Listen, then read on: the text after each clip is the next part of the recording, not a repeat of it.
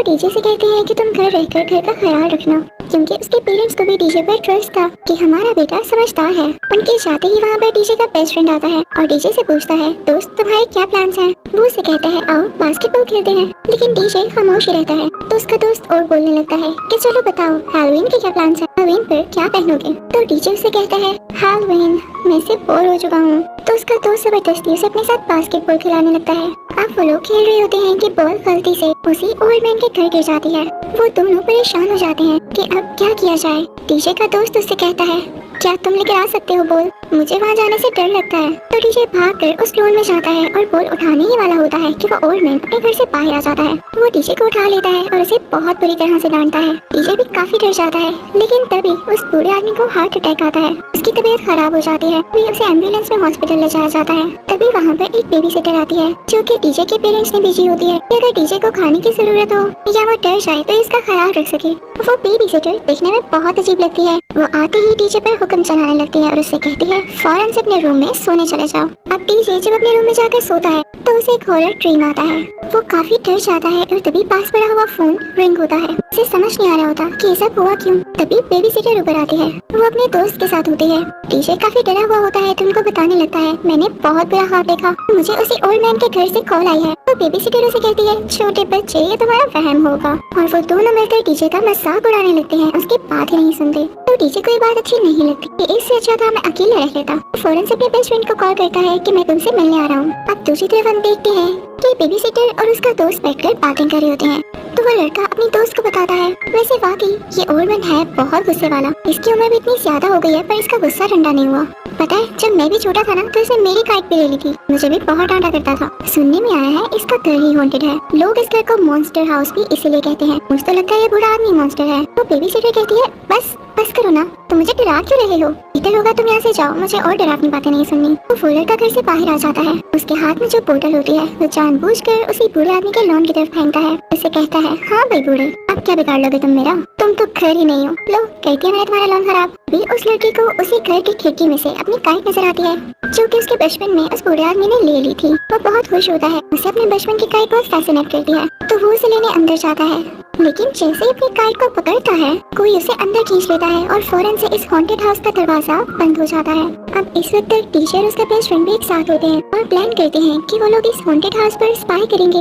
अब टीचर का दोस्त क्रॉल करता हुआ उस हॉन्टेड हाउस तक जाता है जहाँ पर उसे वो बोतल भी मिलती है जो कि उसी लड़के ने फेंकी थी। वो जाकर खामोशी से उस घर की बेल रिंग करता है। तभी फौरन से दरवाजा खुलता है और घर की लाइट्स ऑन हो जाती है। दरवाजे में से कोई जुबान जैसी चीज बाहर आती है जो कि टीचर के दोस्त को अपने अंदर लपेटने की कोशिश करती है, लेकिन लकीली वो वहाँ से उतनी देर में भाग जाता है। अब टीचर और उसका दोस्त दोबारा से उस घर पर नजर रखने लगते हैं। तभी उनके पास वो बेबी सिटर आती है जो अपने दोस्त का पूछती है तो टीचर से बताता है कि शायद वो उसी घर के अंदर है। इतनी ही देर में उनके घर एक लड़की आती है जो कि हैलोवीन के लिए कैंडी सेल करने आई होती है और अब वो जा रही होती है उसी ओल्ड मैन के घर में। जैसे टीचर और उसका दोस्त देख लेते हैं और उसे रोकने की कोशिश करते हैं, हो जाती है वो घर के पास पहुंच जाती है। वो घर हिलने लगता है, उस लड़की को भी अपने अंदर लेने की कोशिश करता है, लेकिन तभी वहाँ पर वो केयर टेकर आ जाती है और उसके आते ही घर ऐसे नॉर्मल हो जाता है जैसे कभी कुछ हुआ ही नहीं। अब टीजे उसका बेस्ट फ्रेंड और ये लड़की एक साथ घर आते हैं और बातें करने लगते हैं। तभी ये लोग विंडो से देखते हैं कि उस घर के पास एक डॉग है।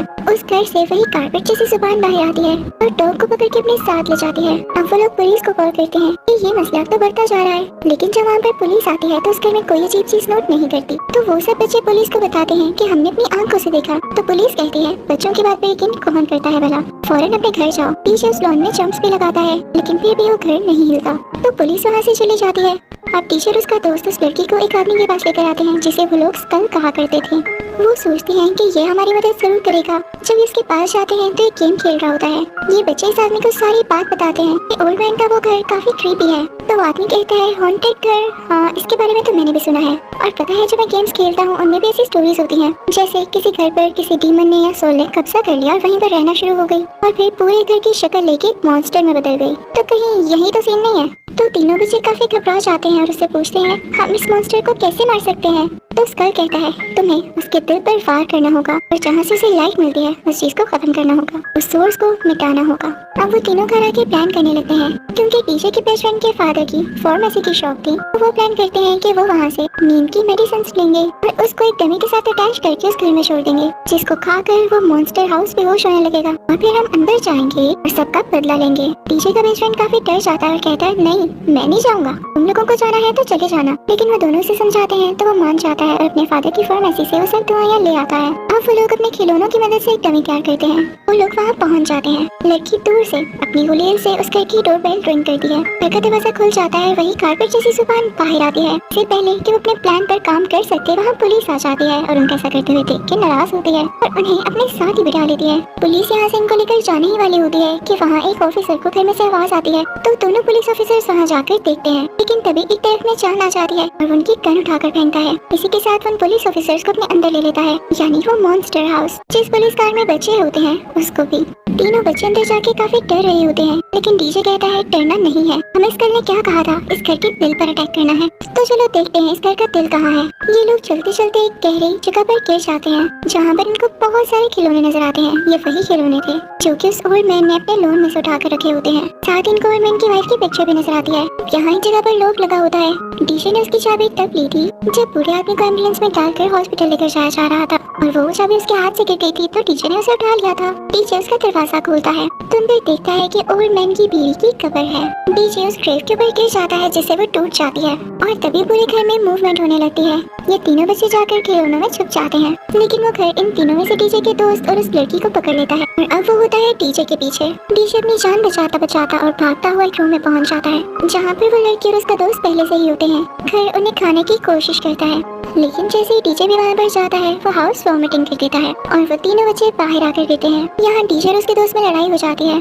डीजे का दोस्त उसे कहता है ये सब तुम्हारी वजह से हुआ, मैं तो कह रहा था कि इस घर के अंदर नहीं जाना। तो डीजे को ये बात बुरी लगती है, वो वहाँ से रोड की तरफ चलने लगता है, जहाँ भी उसकी टक्कर एक एम्बुलेंस से होती है और ये वही एम्बुलेंस होती है जो कि इस ओल्ड मैन को उसके घर छोड़ने आई थी। वो बूढ़ा आदमी को गुस्से से देखता है, कहता है कि तुम लोग मेरे घर के अंदर क्या कर रहे थे। तो डीजे बूढ़े आदमी से कहता है हम सब कुछ जान गए हैं, इस घर के अंदर आपकी बीवी की सोल है और आप भी इसीलिए रूड और गुस्से वाले हुए हैं कि आप अपनी बीवी को खो चुके थे। मैं आपको समझ सकता हूँ। यहाँ पर वो ओल्ड मैन अपने पास्ट की स्टोरी बताने लगता है कि हाँ वाकई मैं अपनी बीवी से बहुत प्यार करता था। मैं एक दिन सर्कस में गया तो वहाँ पर ये लड़की एक्ट कर रही थी। ये बहुत ज्यादा मोटी थी तो लोग इसको बिल्कुल भी पसंद नहीं कर रहे थे और इस पर टमाटर फेंक रहे थे। मेरे दिल में इसके लिए सिंपैथी आई और मुझे ये उसी दिन से अच्छी लगना शुरू हो गई। फिर मैं इसे सर्कस से अपने घर ले आया और मैंने डिसाइड किया कि मैं इससे शादी करूंगा। इसको वो इज्जत दूंगा जो आज तक इसे नहीं मिल सकी।